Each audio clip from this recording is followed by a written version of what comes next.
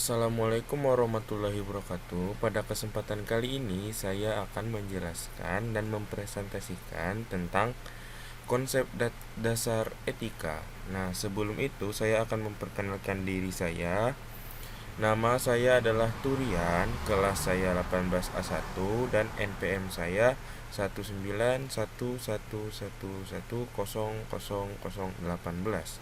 Oke, jangan berlama-lama, kita langsung masuk ke pembahasan konsep dasar etika. Nah, di dalam etika ada beberapa macam, yaitu etika, moral, nilai, dan norma.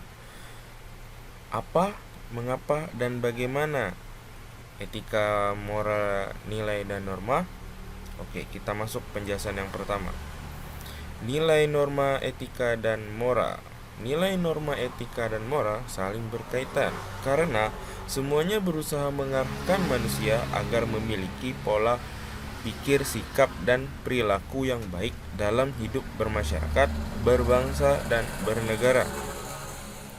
Oke, pertama kita masuk ke pengertian nilai.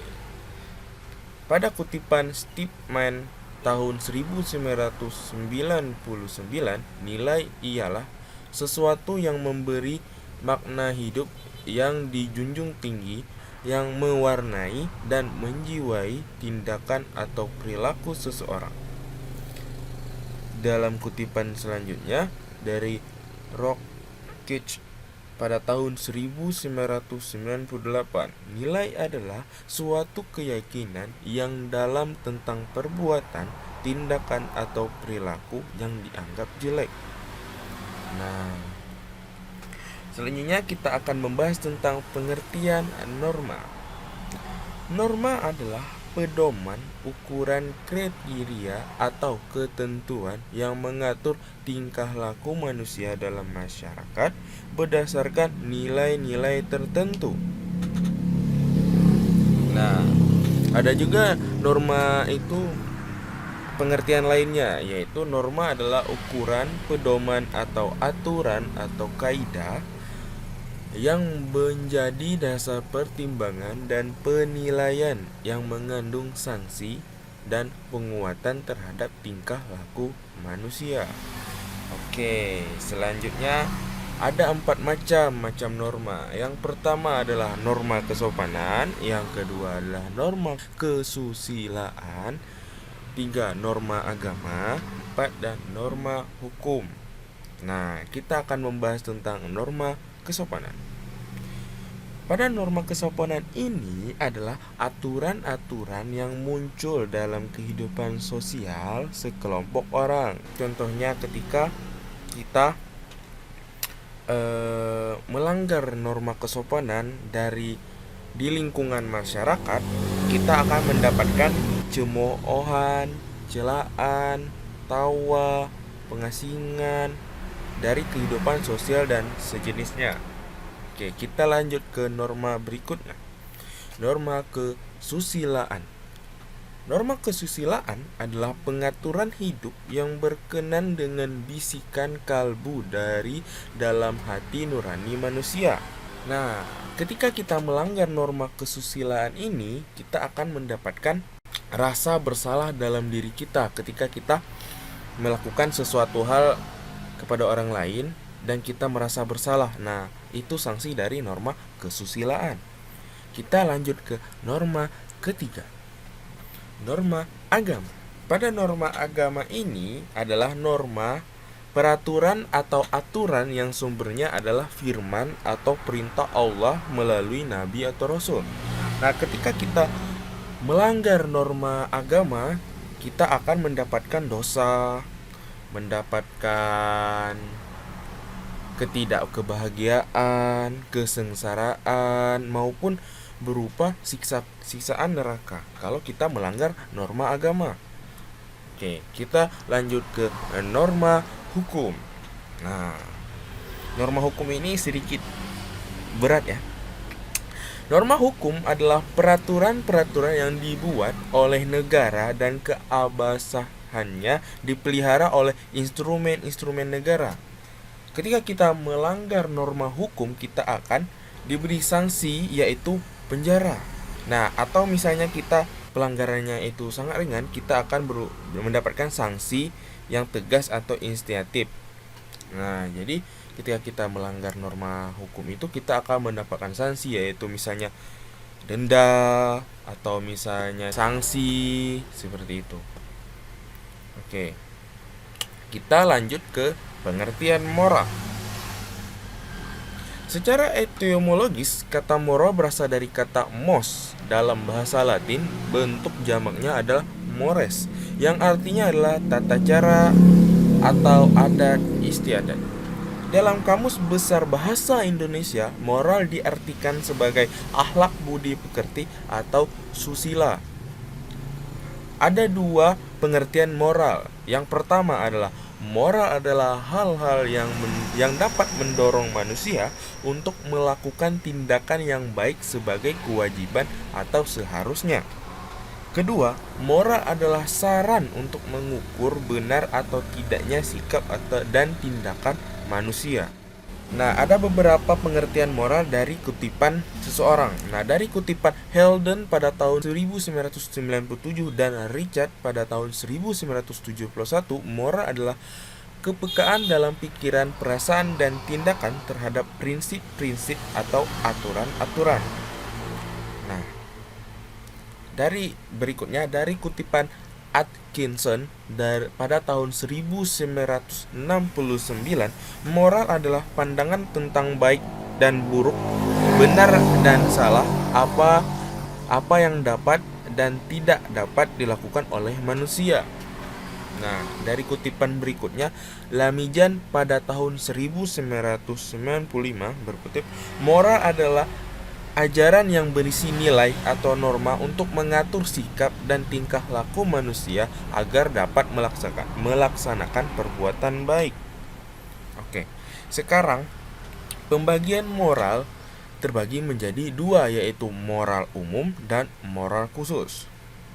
Nah, moral khusus bisa disebut dengan etika profesi. Contohnya yaitu etika profesi perawat, etika profesi dokter, etika profesi wartawan, etika profesi advokat, etika profesi guru atau dosen. Nah, jadi moral khusus ini bisa disebut juga etika profesi. Nah, jadi di dalam profesi kita tuh harus memiliki etika untuk menjalankan atau mengerjakan profesi. Jadi ketika kita memiliki etika tersebut, kita akan dipandang sopan, dipandang baik dari orang. Nah, seperti itu. Oke, pengertian etika. Nah, istilah etika berasal dari bahasa Yunani yaitu ethos, yang memiliki banyak penafsiran seperti tempat tinggal yang biasa, pandang rumput, kandang, habitat, kebiasaan, adat, akhlak, watak, perasaan, sikap, dan cara berpikir. Nah, pada kutipan seseorang yaitu Berton pada tahun 1993, dia memiliki 3 arti etika. Yang pertama, etika adalah nilai, norma, dan ajaran yang dijadikan pegangan orang atau sekelompok orang. Kedua, etika adalah kumpulan asas-asas atau nilai-nilai dalam kode etika dalam aktivitas profesi tertentu. Ketiga, etika adalah cabang ilmu tentang perbedaan tingkah laku yang baik dan buruk dalam kehidupan manusia. Oke, dari kutipan Algernon de Black pada tahun 1993, etika adalah cara manusia memperlakukan sesama atau menjalani hidup dalam kehidupan dengan baik sesuai aturan yang berlaku di masyarakat. Nah, kita masuk contoh etika. Nah, contoh etika itu sebenarnya banyak sekali, tapi saya akan menerangkan beberapa contohnya saja. Yang pertama yaitu mengucapkan salam saat bertamu. Nah, contoh etika ini adalah contoh ketika kita masuk ke rumah teman, kita seharusnya mengucapkan salam. saat bertamu agar kita bisa dihormati dari punya rumah seperti itu. Nah, sudah itu cium tangan orang tua sebelum melakukan aktivitas sehari-hari. Nah, jadi ketika kita melakukan etika yaitu cium tangan orang tua sebelum melakukan aktivitas sehari-hari agar kita direstui oleh orang tua seperti itu untuk melakukan aktivitas sehari-hari. Nah, contoh etika membuang sampah pada tempatnya yaitu etika pada lingkungan masyarakat agar lingkungan masyarakat itu tuh bersih, rapi. Selanjutnya, contoh etika meminta maaf saat melakukan kesalahan. Maksudnya adalah ketika kita meminta maaf, kalau kita sadar kalau kita sadar kita yang salah, kita harus meminta maaf agar tidak ada perasaan yang mendendam dari orang tersebut. Nah, seperti itu. Berikutnya, makan menggunakan tangan kanan. Nah, ini bisa dibilang contoh etika dari etika agama. Beragama. Nah, etika beragama disunahkan oleh Nabi dan Rasul makan dengan menggunakan tangan kanan. Nah, seperti itu. Contoh etika membungkukkan badan ketika sedang lewat atau berjalan kaki di depan orang lain terutama yang lebih tua. Nah, maksudnya etika ini yaitu etika kesopanan. Nah, ketika kita melewati orang yang lebih tua dari kita harus membungkukkan badan agar orang tua yang kita lewati itu memandang kita sebagai orang yang sopan, santun, seperti itu. Nah, oke. Lanjut, kita hubungan nilai norma moral, etika, sikap, dan tingkah laku.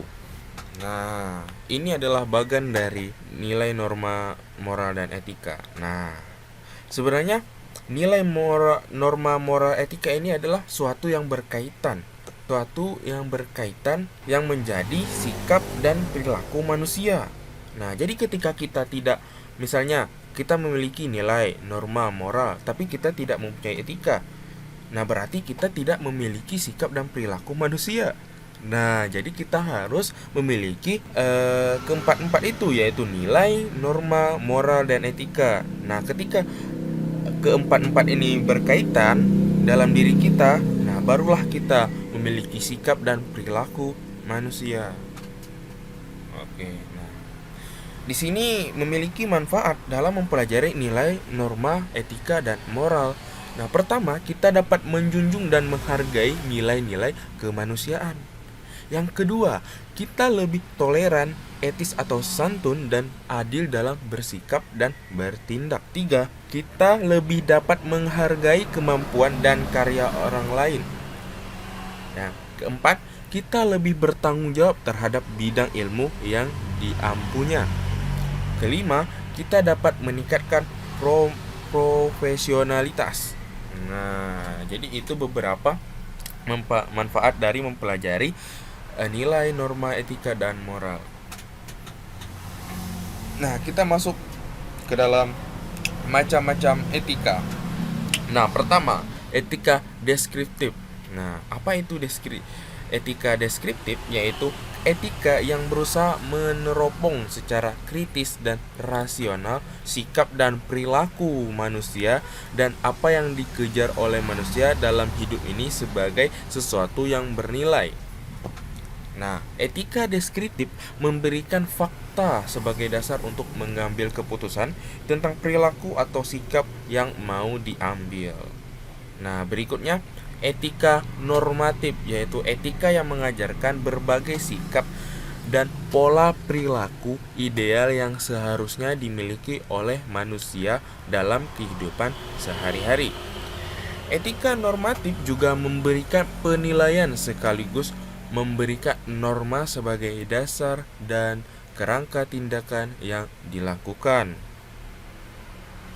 Nah, etika dibagi menjadi dua, yaitu etika umum dan etika khusus.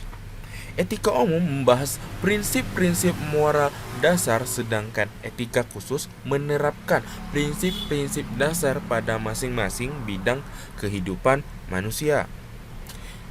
Etika khusus ini dibagi menjadi etika individual yang memuat kewajiban manusia terhadap diri sendiri dan etika sosial yang membicarakan tentang kewajiban manusia sebagai anggota umat manusia. Untuk itu, dapat digambarkan skema tentang etika sebagai berikut. Nah, jadi etika itu memiliki dua macam, yaitu etika umum dan etika khusus.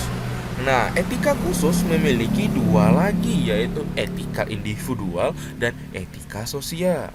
Nah, di dalam etika sosial memiliki beberapa bidang, yaitu bidang etika sesama, bidang etika keluarga, bidang etika profesi, bidang etika politik, bidang etika masyarakat, dan bidang etika ideologi. Nah, di dalam bidang ini terdapat bidang-bidang lain, seperti misalnya bidang profesi itu, misalnya kita berprofesi sebagai guru. Nah, guru itu kan harusnya memiliki etika. Nah, etika profesi. Nah, seperti guru tidak boleh memarahi murid-murid. Nah, itu adalah etika profesi, seperti itu contohnya. Oke, kita lanjut.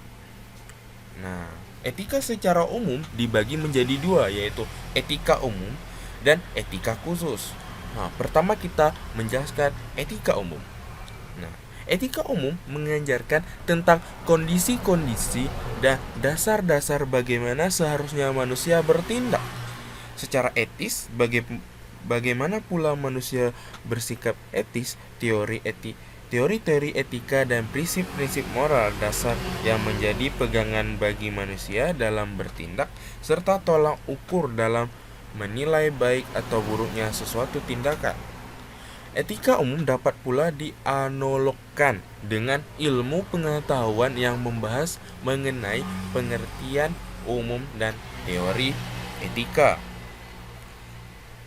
Etika khusus merupakan penerapan prinsip moral dasar dalam bidang kehidupan. Penerapan ini bisa berwujud bagaimana seseorang bersikap dan bertindak dalam kehidupannya dan kegiatan profesi khusus yang dilandasi dengan etika moral. Namun, penerapan itu dapat juga berwujud bagaimana manusia bersikap atau melakukan tindakan dalam kehidupan terhadap sesama. Nah, etika khusus dibagi menjadi dua, yaitu etika individual dan etika sosial. Etika individual yaitu menyangkut kewajiban dan sikap manusia terhadap dirinya sendiri. Etika sosial yaitu mengenai sikap dan kewajiban serta pola berperilaku manusia sebagai anggota bermasyarakat. Nah, etika sosial meliputi banyak bidang, antara lain 1. Sikap terhadap sesama, 2. Etika keluarga, 3. Etika profesi, 4. Etika politik, 5. Etika lingkungan, dan 6. Etika ideologi. Jadi dari pembahasan di atas kita dapat melihat bahwa etika profesi merupakan bidang etika khusus atau terapan yang merupakan produk dari etika sosial. Oke. Seperti itulah penjelasan atau presentasi dari saya tentang konsep dasar etika. Nah, jadi memang etika, moral, nilai, dan norma itu sangat penting dalam diri kita agar kita bisa menghormati sesama dan bisa berperilaku baik kepada semua orang. Nah, seperti itu. Oke, saya akhiri presentasi saya. Mohon maaf kalau ada salah kata. Akhir kata, wassalamualaikum warahmatullahi wabarakatuh.